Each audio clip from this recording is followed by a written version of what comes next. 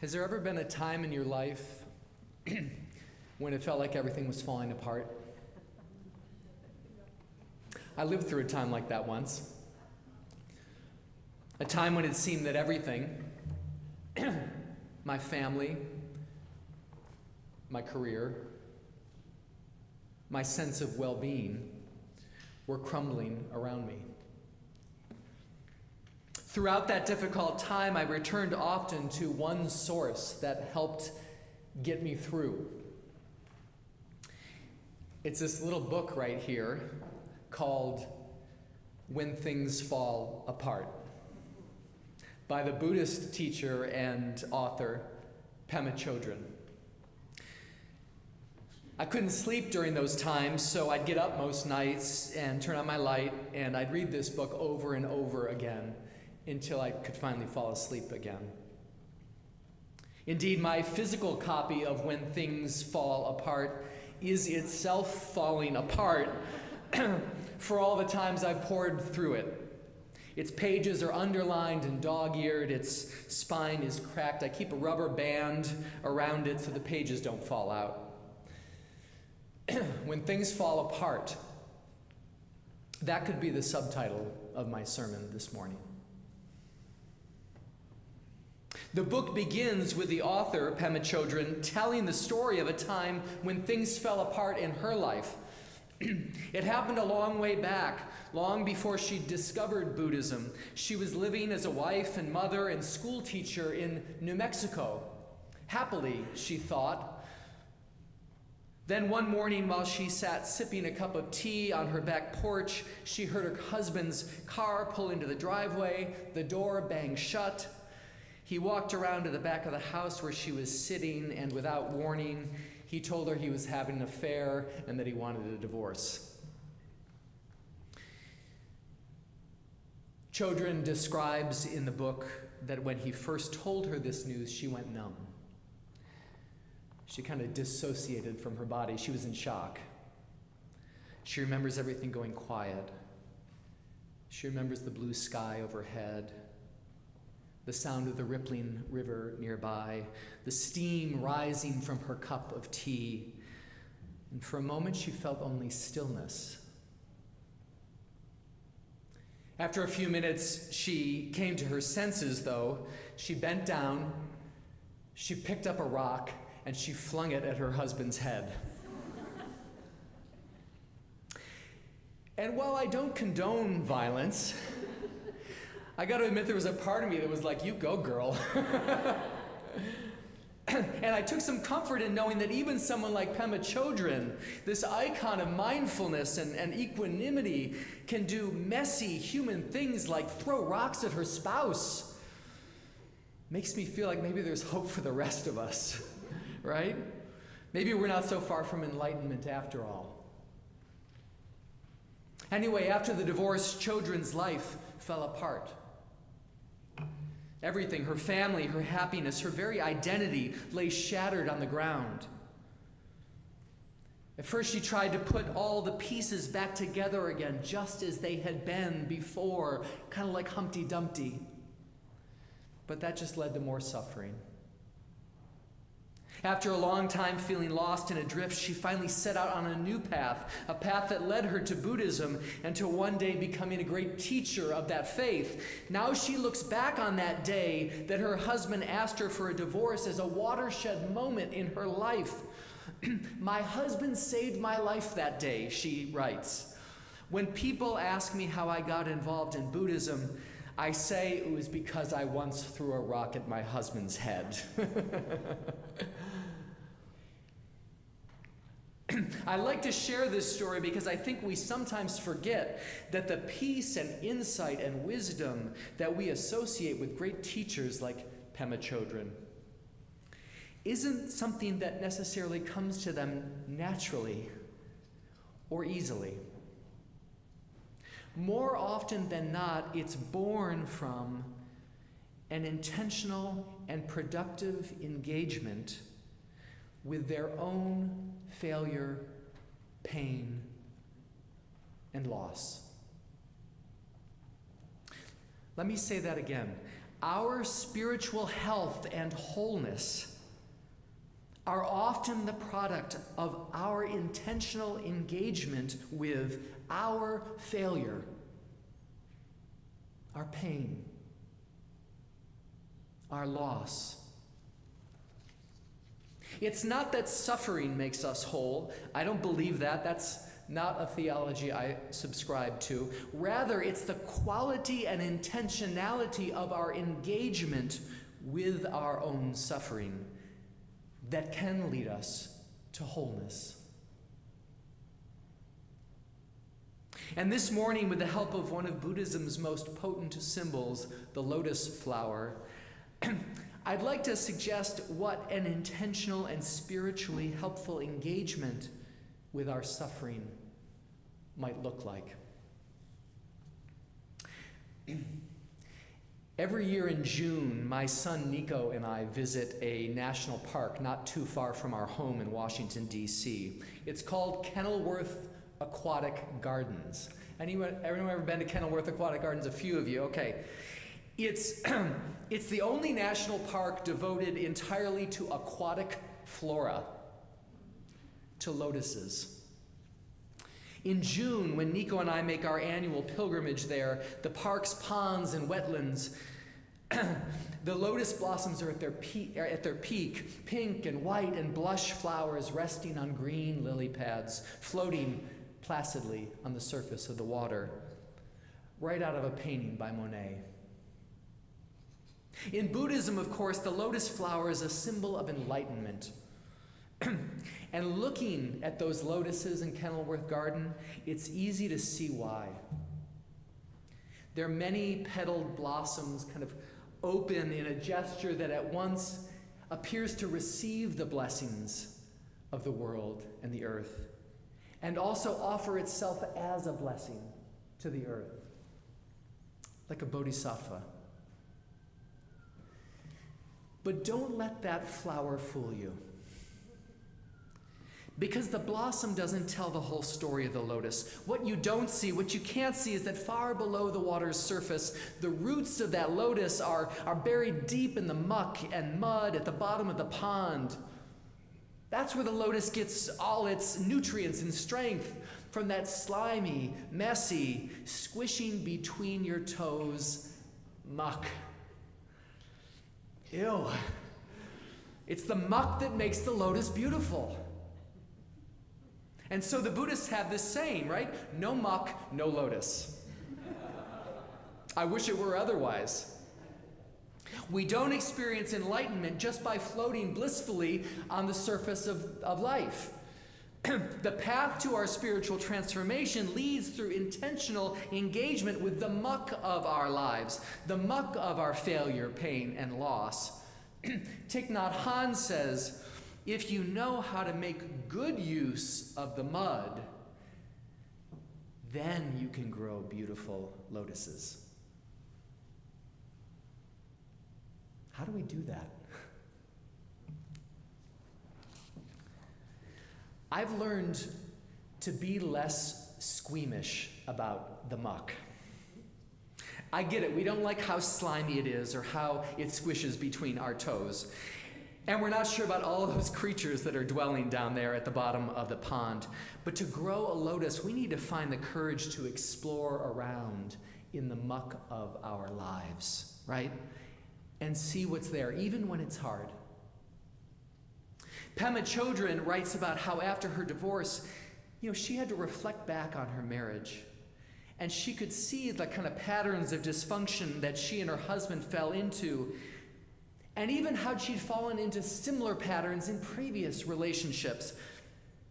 She learned how to avoid those patterns going forward. It wasn't pleasant work, sifting through the muck of that divorce. But from it, she gained valuable insight into herself, self-awareness, knowledge, self-acceptance. These are some of the nutrients we can glean from the muck of our lives. But another gift of the mucked up times is that often we discover that we are stronger and more resilient than we'd imagined. I sometimes talk about my grandmother in my sermons. I loved her dearly, and over time you'll come to know her too, and I hope love her. When she was in her mid-40s, my grandmother's life fell apart. Her husband, my grandfather, died of a heart attack at 49. Up until that point, my grandmother had been a stay-at-home mom of two who lived in a suburb, who didn't drive a car. She depended on her husband for just about everything. After his death, my grandmother, in short order, learned to drive, found a job as an elementary teacher, moved my great-grandmother in to help with the house and kids, and embarked on the next chapter of her life. In doing so, she discovered strengths she didn't know she had. She went on to become an organizer with the teachers' union, a political activist, and a fiercely independent and strong and loving woman. We are often more resilient than we give ourselves credit for. But that's a lesson we only learn when we've been through the muck.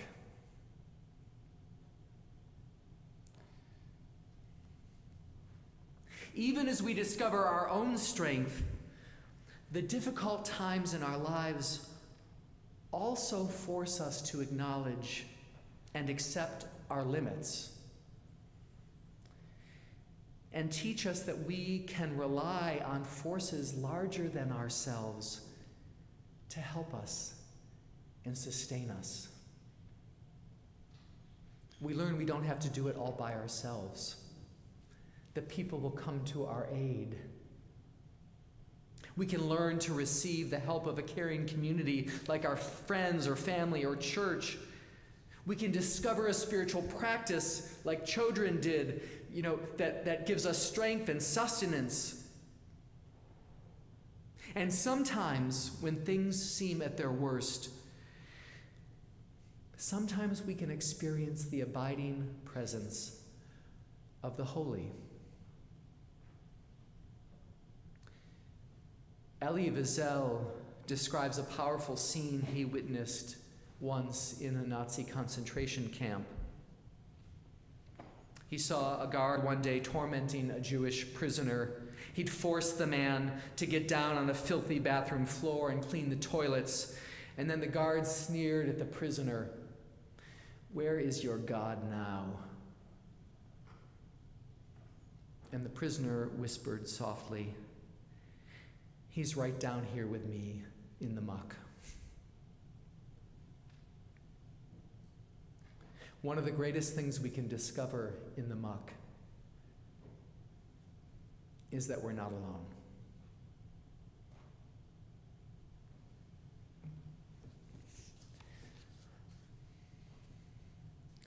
Let me offer one cautionary note, though, about the muck. It's easy to get stuck. If you've ever waded into a muddy pond, you know that your feet can sink in deep, and that mud exerts a suction force that makes it difficult to pull your foot out. The lotus doesn't get stuck in the mud. It's rooted there. It'll always draw nutrients and strength from that place. But in order to blossom, the lotus must reach up for the light, must climb to the water's surface, must look for that unclouded day above. And so must we, so that we can receive the blessings of the world and be a blessing to the world. So don't get stuck in the muck.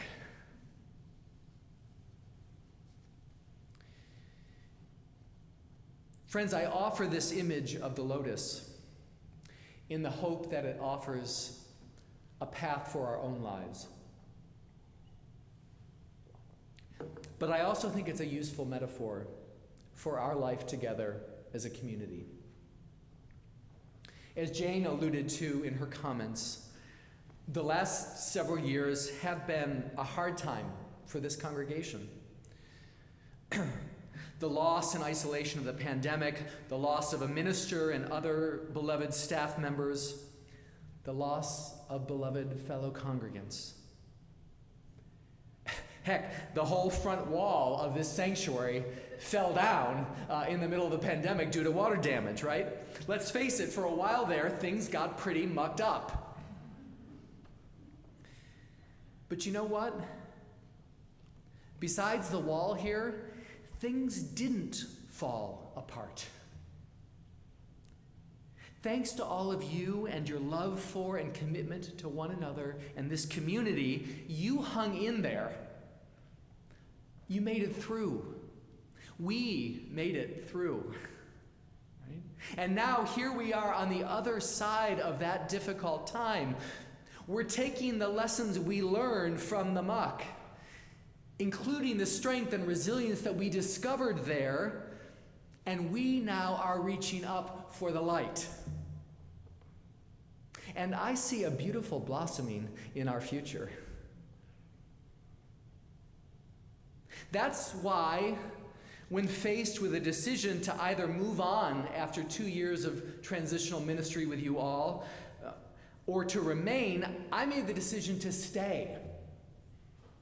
I'm all in, okay? Thank you. I'm all in. And that's what I think it's going to take to bring this blossoming of ours to fruition. It's going to take each of us to say, okay, yeah, I'm all in too, right? The way I imagine it is that all of us in this community are kind of gathered around in a big circle. And at the center of this circle is our mission and purpose, our love and care for one another and for the world. Now, some of us have been around a long time and we're really plugged into the church and we're kind of right at the center of the circle, right? Because we've been here a long time. Others of us, like me, are newer. We might feel a little bit further on the outside of the circle. Doesn't matter where we stand right now. What I imagine is that wherever we are right now, that when we say all in, each of us takes just one step closer to the center of this community. Closer to one another. Imagine how much closer we'd feel if we all stepped toward the center, if we all moved toward the center.